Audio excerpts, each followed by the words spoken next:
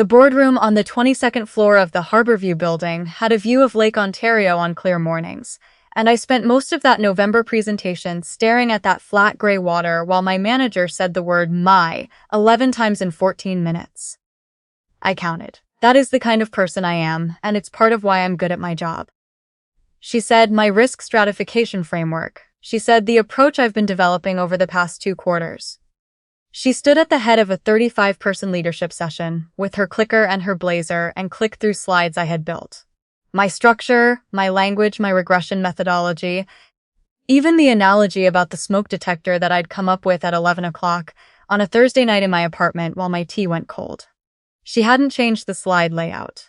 She'd changed the font and added the Harborview logo to the cover slide, and that was it. When our chief risk officer smiled at the smoke detector analogy, I was standing at the back of the room, near the credenza with the coffee carafes, in a spot that had not been a seat at the main table because no one had thought to offer me one. My name is Heather Morrow. I was 33 years old, and I had spent the better part of the previous year building what my manager was presenting to the executive committee as her own work. I should explain who she was. She had been with Harborview for 11 years, which is a long time in corporate insurance, and long enough to build the kind of relationships that can outlast actual competence.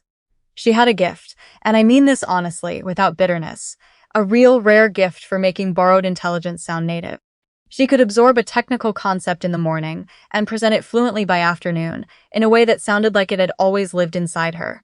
She wasn't a bad person, exactly. She was a person who had found, somewhere along the way, that proximity to good work was easier to sustain than the work itself.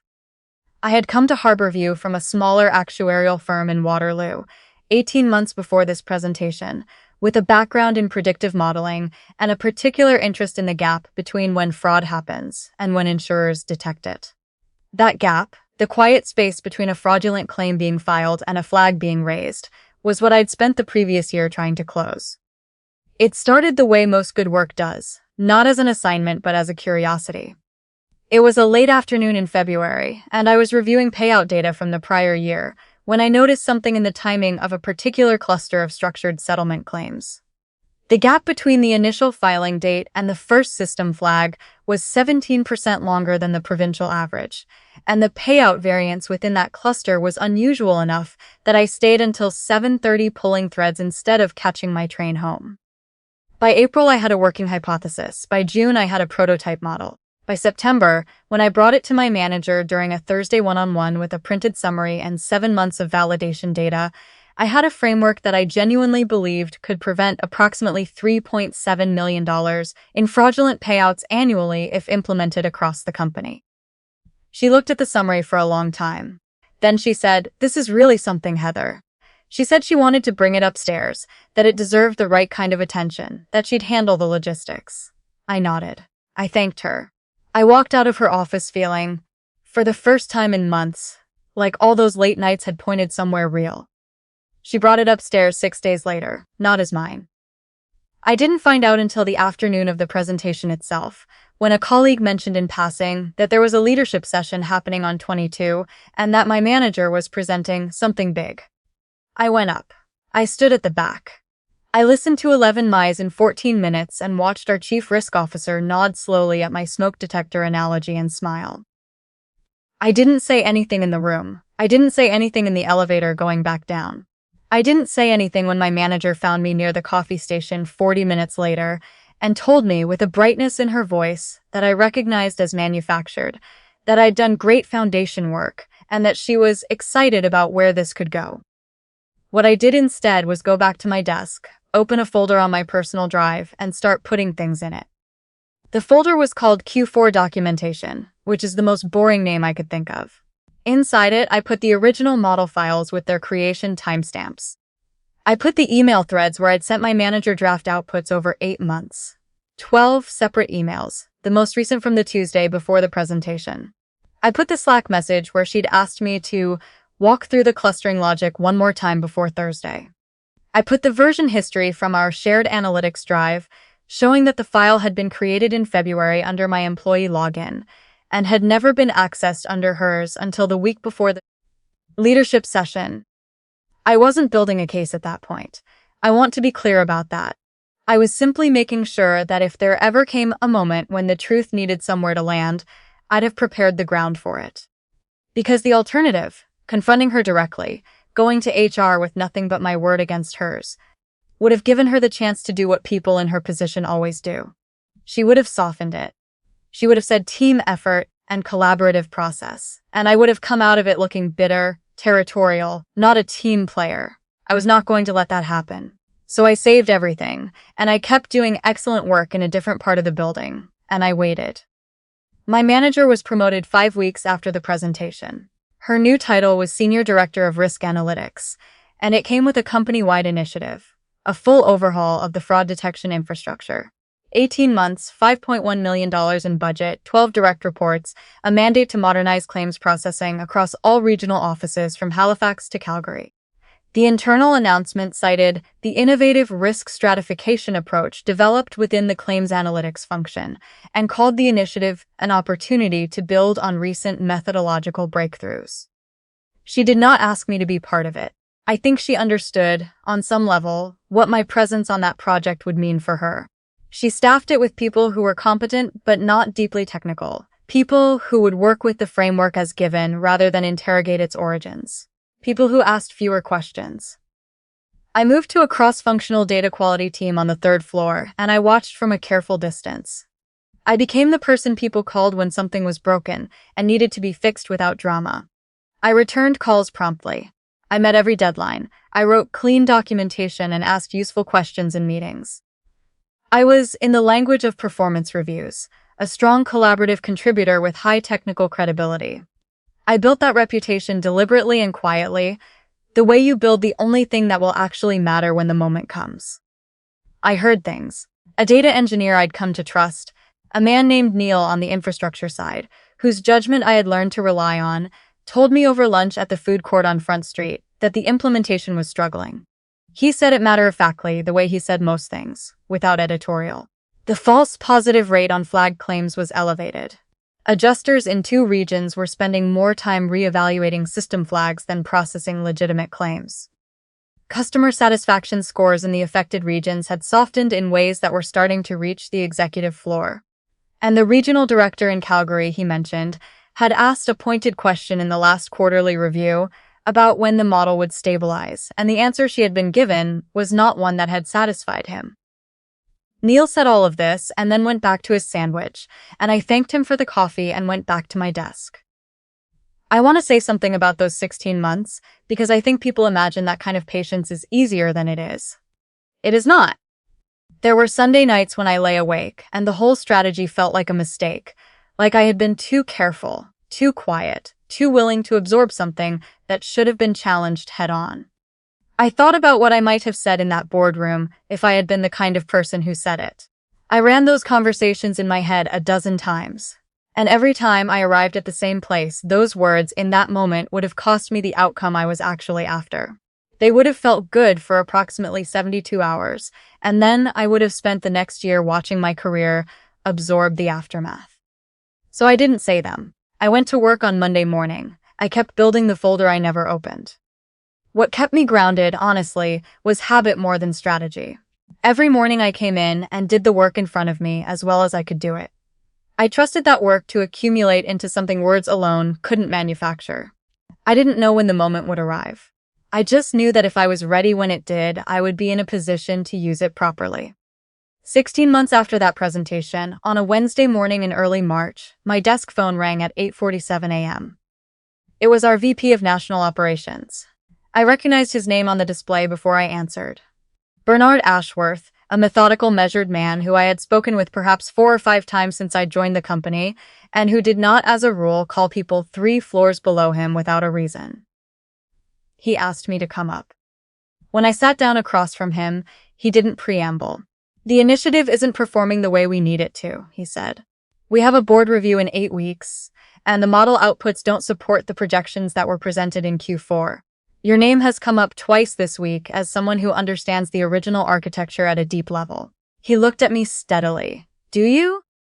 I let the pause sit for a beat. Then I said, "I understand it at a deep level because I designed it." He was still for a moment. Then he said, "I see. Just that, nothing more." I told him what I needed. I was not asking for consideration. I was stating terms. I wanted to be brought onto the initiative as acting lead, not as a contributor underneath someone else's authority, not as a resource that another manager deployed. I wanted that formalized in a written agreement before I opened a single file.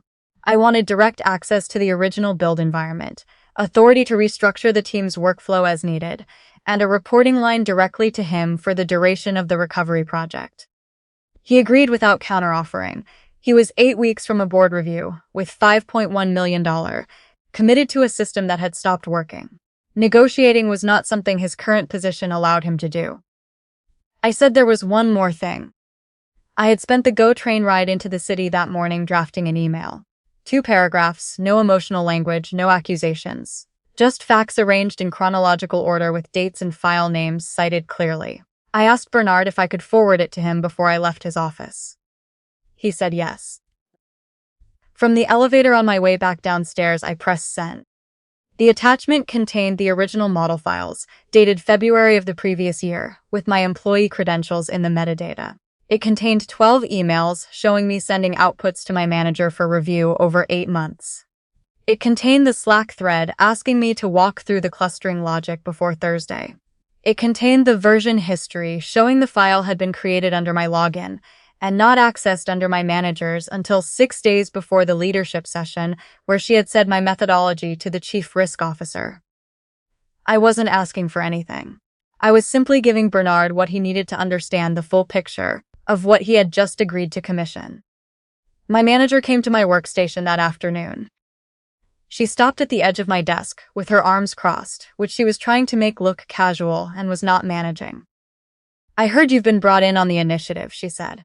Her voice had that particular brightness I had learned to recognize, the register she used when she was barely holding something together underneath it.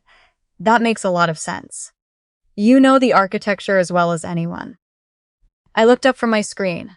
"You told the chief risk officer and the executive committee that you knew the architecture best," I said. 11 times by my count in the November session. I remember it clearly.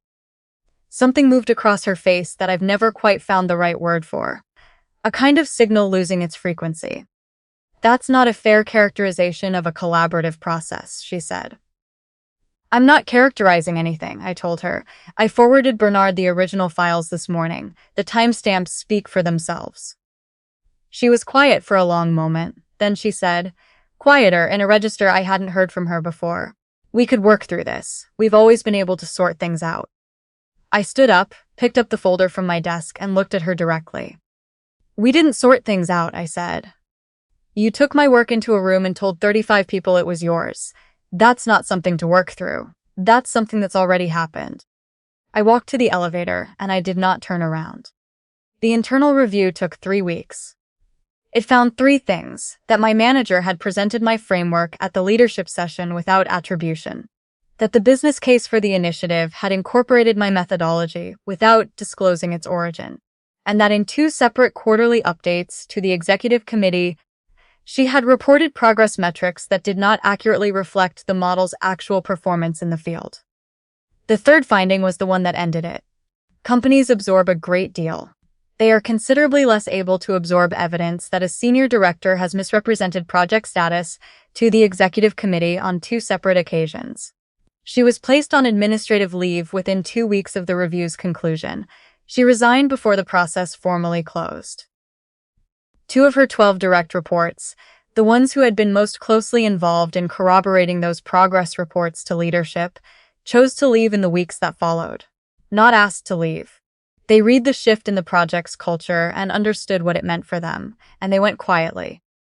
I spent 9 weeks rebuilding the implementation. The work was not glamorous. The team that remained was capable, but they had been working from an incomplete version of the framework, an implementation that had been built without the underlying logic explaining why the architecture had been designed the way it had. Filling in that logic was slow, careful work. I wrote more documentation in those 9 weeks than I had written in the previous year. I ran working sessions. I sat with engineers and walked them through the reasoning behind every design decision, not just what the model did, but why it was built the way it was, so that they could actually own it rather than simply execute it. By the fourth week, the false positive rate had come down to within acceptable range. By the seventh, we were running parallel validations that were aligning with the original projections. In week 9, we ran the full validations against the previous 18 months of claims data. The framework flagged $4.1 million in suspicious payouts, $400,000 above the original projection. Because by that point, we had a full additional year of pattern data that hadn't existed when I first built the model. The board review was a Tuesday in June. I stood at the front of the same room where my manager had once stood with her clicker and my slides and my smoke detector analogy. I told the story of the framework in my own words, using my own name, with the version histories and the validation outputs, and the methodologies explained the way I had originally written it. Bernard Ashworth was in the second row. When I finished, he spoke before the board chair did. And he said my name, my full name, clearly, without qualification, and said that the work I had done in the previous 9 weeks represented exactly the kind of rigorous, accountable leadership Harborview needed going into the next phase of its risk infrastructure. I said thank you. Plainly, the way you say it when you've earned something the long way round and you know it. Neil told me months later that my former manager had looked for contract work with 2 other insurers in the Ontario market, and that both times the conversation had ended quietly and without explanation after references were checked. I hadn't arranged that. I hadn't made a single call or written a single message to anyone at either company. What I had done was send one email to Bernard Ashworth in March with a folder of timestamps attached. The documentation found its own level after that. The following spring, I was appointed Director of Risk Analytics. The position had been vacant since my manager had vacated it. I still have Q4 documentation on my personal drive. I haven't opened it in a long time. I don't expect I'll need to. What I came away with from those 16 months was not just the outcome. It was something smaller and more durable, a clarity about how reputations actually accumulate, and what it means to be patient, not from passivity but from discipline. My manager understood how to perform ownership in a room full of people who needed to believe her. What she didn't understand was that performance always, eventually, encounters a test. The test here was a board review with $5.1 million on the line and a model that had to actually work. Performance alone doesn't pass that test. The work has to hold. I think about that November afternoon sometimes, standing at the back of that room near the coffee credenza, watching the chief risk officer respond to my analogy. What I felt in that moment was not quite grief and not quite anger. It was something colder and more precise than either of those things. The recognition that something wrong had just happened, and the understanding settling quietly into place even then, of exactly what I was going to do about it. Not loudly, not quickly, not in any way that put at risk the things I still needed to protect. The one who wins the room is not always the one with the most to say in it. Sometimes it's the one who waited, kept the record intact, and trusted the truth to do its own work when it finally had somewhere to arrive.